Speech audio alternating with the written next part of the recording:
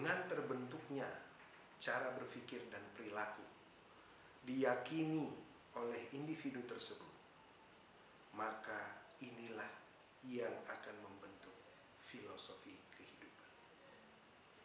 Dan filosofi menentukan bagaimana seseorang memandang kehidupan, memandang dunia, memandang semua fenomena.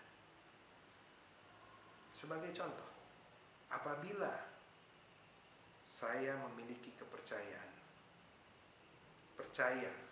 akan filosofi Islam, maka saya akan percaya akan semua hukum dan rukun Islam. Daya upaya dalam kehidupan saya akan arahkan untuk dapat saya dan keluarga saya menunaikan ibadah, puasa, melakukan sedekah. Bahkan saya akan berdaya upaya menyisihkan berkat-berkat yang berasal dari Allah SWT agar saya dapat menunaikan haji. Bagaimana dengan umat lain yang tidak percaya? Mereka tidak melakukannya. Perhatikan betapa esensialnya filosofi membentuk paradigma seseorang. Untuk itu, kami sebagai pendidik berusaha, dan kita bersama dengan arahan, dengan bimbingan dan standar-standar yang diberikan untuk mengarahkan, menanamkan filosofi yang benar, sehingga para calon-calon perawat profesional akan memiliki paradigma keperawatan yang benar. Kita bersyukur dengan usaha dari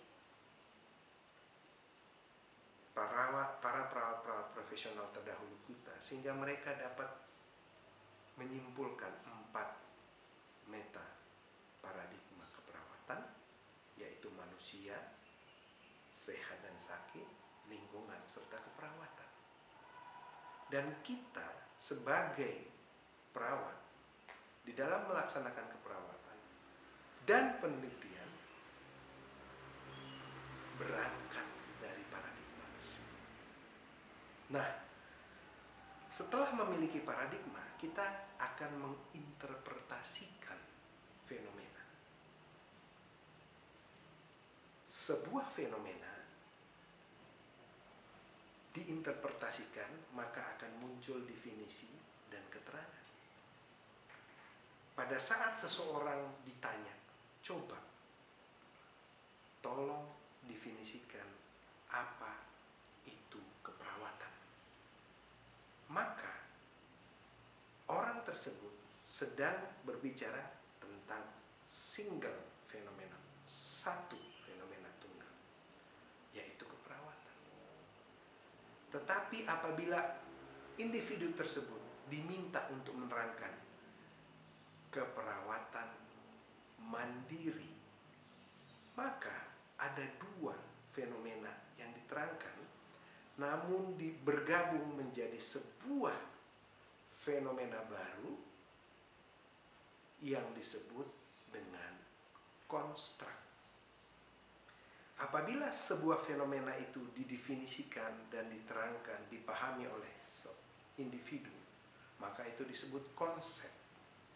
Apabila konsep tersebut bergabung dengan konsep lain dan kemudian memiliki makna yang baru, itulah yang disebut dengan konstruk.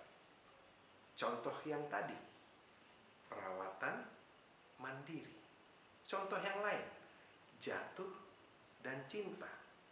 Apabila jatuh kita definisikan adalah perubahan posisi sebuah benda dari atas ke bawah akibat pengaruh gravitasi, itu adalah konsep kata jatuh, fenomena jatuh.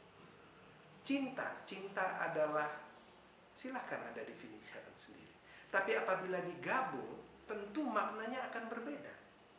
Jatuh cinta adalah, cinta dan jatuh merupakan konsep.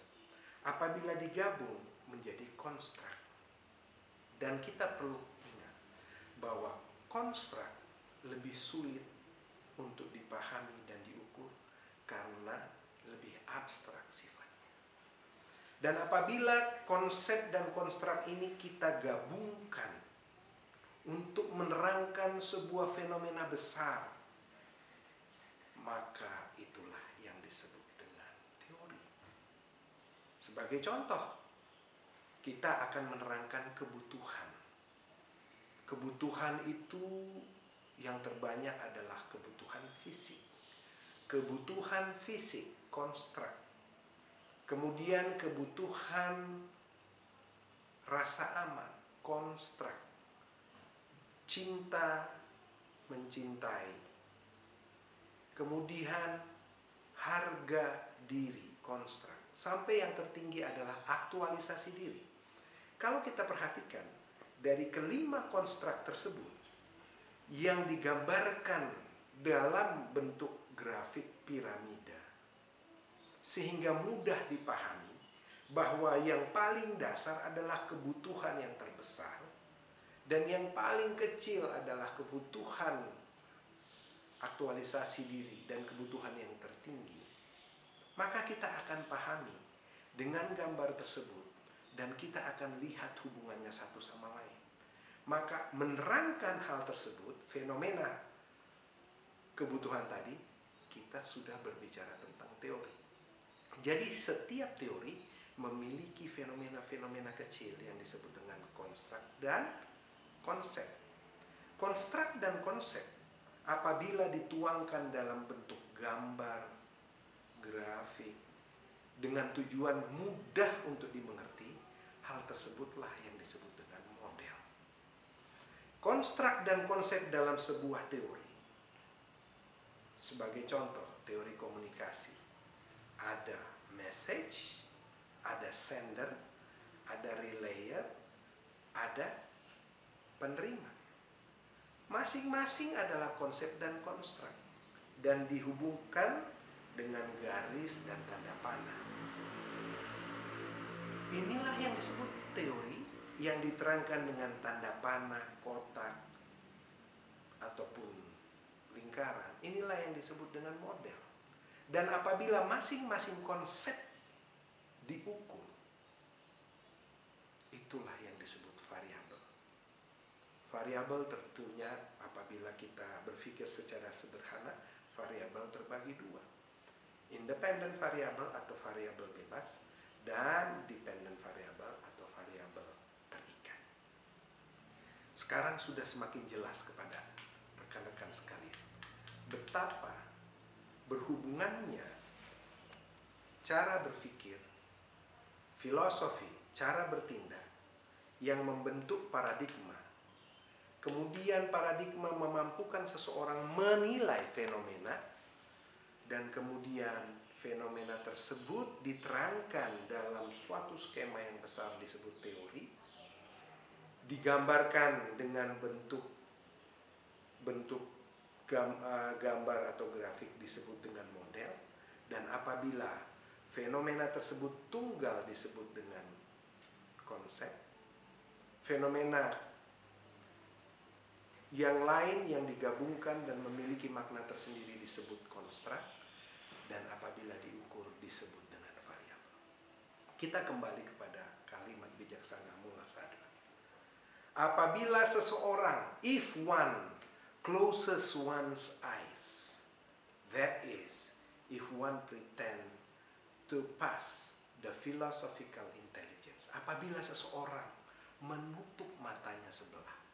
Ada pepatah dalam bahasa Indonesia, ungkapan yang menyatakan dia memandang sebelah mata. Artinya menganggap remeh, menganggap saya sudah tahu semua, saya sudah bisa, saya sudah paham. Kita lanjutkan kalimatnya. This light itself will not be seen because there will not be any eyes to see it. Memandang rendah suatu keadaan, memandang rendah kondisi, memandang rendah masalah, memandang rendah orang lain, artinya sebenarnya Anda tidak melihat apa-apa.